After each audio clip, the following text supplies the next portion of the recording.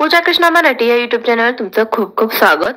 सर्वात आधी माझ्याकडून तुम्हाला मकर संक्रांतीच्या खूप खूप शुभेच्छा.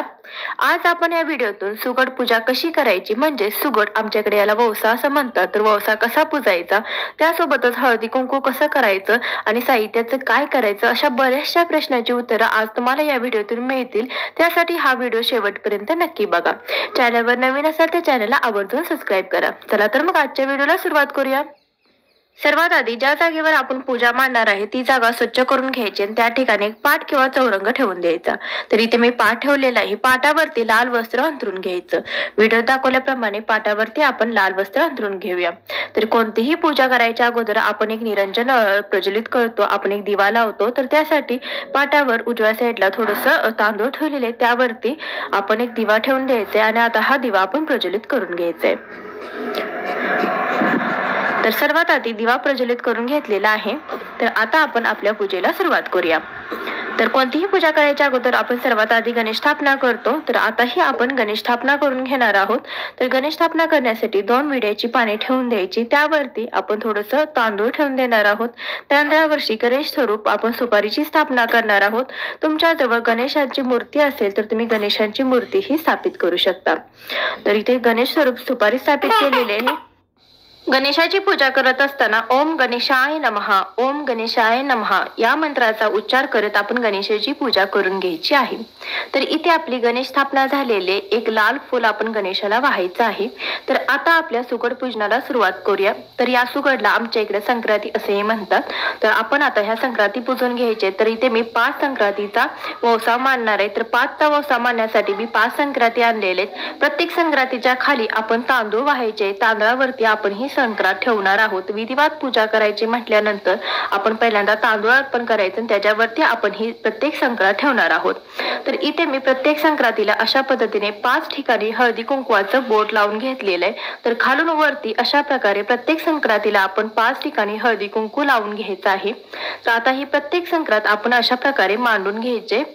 तर थोडीशी जागा अपुरी पडल्यामुळे ती जवळ झालेले. तर आता मी व्यवस्थित करून तांदूळ साईडला असं करून व्यवस्थित ह्या संक्रांती मांडून घेणार आहे. अशा पद्धतीने आपण सगळ्या संक्रांती मांडून घेणार आहोत. संक्रांती खरेदी करत असताना हे प्रत्येक संक्रांत कुठे वाढली तर नाही, कुठे मोडली तोडली नाही याची आपण दक्षता घ्यायची आहे. आणि संक्रांत आणल्यानंतर स्वच्छ धुवून सुकवून आपण त्याची पूजा करून घेणार आहोत. तर आता आपण सर्वात आधी या संक्रांतीमध्ये हळदी कुंकू वाहून घेणार आहोत. प्रत्येक संक्रांतीमध्ये आपण हळदी कुंकू वाहून घ्यायचंय. इथे आपलं हळदी कुंकू वाहून झालेलं आहे. आता आपण त्यामध्ये तिळगुळ घालून घ्यायचंय. मकर संक्रांत म्हणल्यानंतर पहिल्यांदा गुळ, खिसलेला गुळ आणि मी पांढरं तीळ वापरलेले आहे. तर पांढरं तीळ आणि गुळ आपण हे तिळगुळ प्रत्येक संक्रांतीमध्ये घालून घेणार आहोत. आता या संक्रांतीमध्ये आपण हरभऱ्याचे घाटे घालून घ्यायचे. तर ताज्या हरभऱ्याचे घाटे आपण संक्रांतीसाठी वापरतो. हे घाटे मी एका बाउल मध्ये काढून घेतलेले. तर आता प्रत्येक ह्या संक्रांतीमध्ये आपण एक चिमूट हरभऱ्याचे घाटे घालून घेणार आहोत. त्यासोबतच इथे मी घेतलेले गाजराचे तुकडे. तर आता हे गाजराचे तुकडे आपण 2-2 किंवा 4-4 असे थोडेसे तुकडे प्रत्येक संक्रांतीमध्ये घालून घ्यायचे. तर या संक्रांतीला काही जण खण असे म्हणतात, तर काही जण सुगड असे म्हणतात. प्रत्येक भागानुसार याची नावे, प्रथा आणि चालीरीती बदलत असतात. तर आमच्या इकडे याला संक्रांत म्हटलं जातं. आता आपण त्यामध्ये ताज्या वाटाण्याच्या शेंगा घालून घेणार आहोत. तर आता आपण इथे प्रत्येक संक्रांतीमध्ये 2-2 वाटाण्याच्या शेंगा घालून घेतलेल्या आहेत. तर आता आपण ऊसाचे तुकडे अशा पद्धतीने ऊसाचे तुकडे करून घेतलेले. तर 2-2 ऊसाचे तुकडे आपण प्रत्येक संक्रांतीमध्ये घालून घ्यायचं आहे. तर अशा पद्धतीने घालून घेतलेला आहे. आता आपण पावट्याच्या शेंगा घालून घेऊया. तर पावट्याच्या शेंगाही प्रत्येक संक्रांतीमध्ये घालून घ्यायच्या आहेत. काय असतं, प्रत्येक सणाचा आणि त्या वर्षी त्या वेळेस आलेल्या पिकाचा संबंध असतो. प्रत्येक सणाला आपल्याकडे काही जे पीक येतं त्या पिकाच्या संबंधीच आपला सण साजरा केला जातो. ते येणारं पीक, हे पीक घेऊन त्या पिकाचा समावेश करून शेतकऱ्यांसाठी एक आनंदाचा उत्सव, आपल्याला जे पीक आलेलं असतं ते धान्य आलेलं असतं त्याच्यामुळे शेतकरी जो समाधानी होतो, जो आनंदी होतो, त्याच्यासाठीही हा प्रत्येक सण त्याच्याशीही संबंधित असतो. तर आता आपण भुईमुगाच्या शेंगा घालून घेतलेले. तर आता आपण आपण त्यामध्ये बोरं घालून घेणार आहोत. तर इथे मला मोठी बोरं मिळाली नाहीत म्हणून मी लहान बोरं मिळाले तर लहान बोरांचा वापर केलेला आहे. प्रत्येकात 2-2 अशी लहान बोरं घालून घेतलेले. तर माझा इथे 5चा वौसा होता. म्हणजे लग्न झाल्यानंतर आपण पहिल्यांदा जो वौसा घेतो तर मी 5चा वौसा घेतलेला होता. म्हणल्यानंतर मी 5 पाने म्हणजे प्रत्येक ठिकाणी 5-5 पाने अशी 5-5 पाने मांडणार आहे. त्याच्यावरती एक वस्तू मांडणार आहे म्हणजे 5चा वौसा. जर तुमचा 25चा वौसा असेल तर तुम्ही त्यावरती आपण जे ओटीचं सामान मांडतो ते ओटीचं सामान हे प्रत्येकी 5-5 वापरलं जातं. पण माझा 5चाच वौसा आहे त्यामुळे मी ओटीचं सामान हे प्रत्येकी एकच वापरणार आहे. तर 5-5 पाने अशा आपण 5 ठिकाणी 5 विड्याची पाने वापरणार आहोत. आता आपण त्यामध्ये ओटीचं सामान मांडून घेणार आहोत. तर खारका घेतलेले आहेत. तर खारका प्रत्येकी एक पानावर एक खारका आपण मांडून घेतलेले. त्यासोबतच आता आपण मांडून घ्यायचं हळकुंड. तर प्रत्येकी एक हळकुंड आपण मांडून घ्यायचा आहे. तर इथे सुक्या खोबऱ्याचे तुकडे करून घेतलेले आहेत. सुक्या खोबऱ्याचे तुकडे आपण प्रत्येक पानावरती मांडून घ्यायचे आहेत. तर आता आपण सुपारी मांडून घेतलेले प्रत्येकी एक सुपारी आपण मांडून घेणार आहोत. प्रत्येक विड्याच्या पानावरती एक सुपारी मांडून घ्यायची. तर आता आपण लवंग मांडून घेणार आहोत. तर प्रत्येकी एक लवंग इथे मी मांडून घेतलेले आहे. तर आता आपण वेलची मांडून घेणार आहोत. एक वेलची प्रत्येकाच्यावर मांडून घ्यायची आहे. तर हे ओटीचं सामान अशा पद्धतीने बाजारात भेटतं.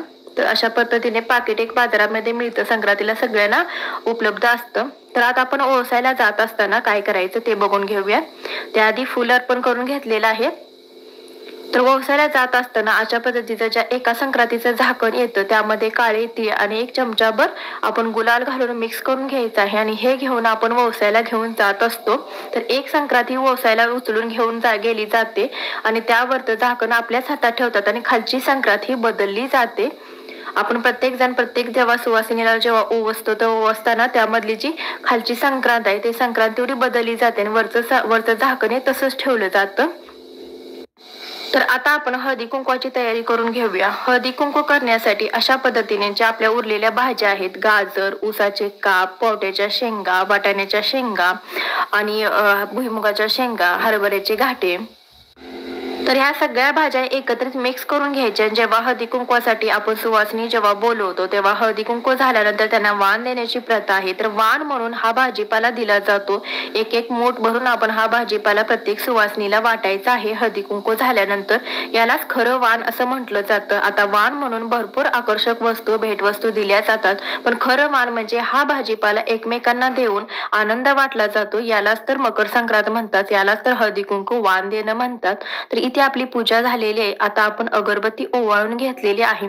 तर हळदी कुंकवाला ओवाळायला जात असताना हे झाकण घेऊन जायचं, एक संक्रांत घेऊन जायचं आहे आणि त्या झाकणामध्ये असलेला गुलाल हा प्रत्येक सुवासिनीच्या आपण भावंगामध्ये भरतो आणि म्हणायचं असतं की रामाचा वौसा, सीतेचा वौसा, जन्मजन्माचा वौसा असं हे वाक्य बोलून आपण प्रत्येक सुवासिनीला ओवसत असतो. ओवसल्यानंतर आपण जेव्हा घरी येतो तर घरी आल्यानंतर 5 सुवासिनी बोलवून आपण हळदी कुंकू करतो. तर ह्या विडा आहे तर प्रत्येक सुवासिनीला एक विडा उचलून आपल्या ओटीत द्यायला सांगायचंय. तर ओटीत घ्यायचं. ओटीत घेत असताना एक वाक्य म्हणायचंय ते म्हणजे रामा सावित्रीचा वौसा आला नगरात घ्या पदरात असं म्हणून आपण हा वौसा पदरात घ्यायचा आहे. आणि घेतल्यानंतर घरातल्या देवाच्या नंतर तुळशीच्या पाया पडायचं, आपल्या मिस्टरांच्या पाया पडायचं आणि तो वौसा आणून आपण इथे ठेवणार आहोत. आणि त्यासोबतच आपल्या त्या संक्रांती आहे त्या संक्रांती जागच्या हलवायचे ते एका ठिकाणी मध्यभागी कोळा करून घ्यायचे.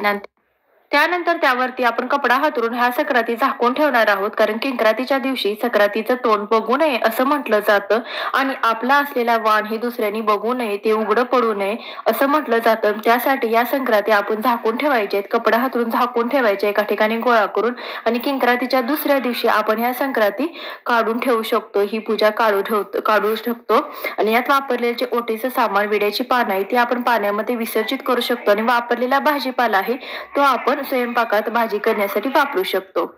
तर हा व्हिडिओ कसा वाटला ते कमेंट करून नक्की सांगा. भेटूया अशाच व्हिडिओ सोबत.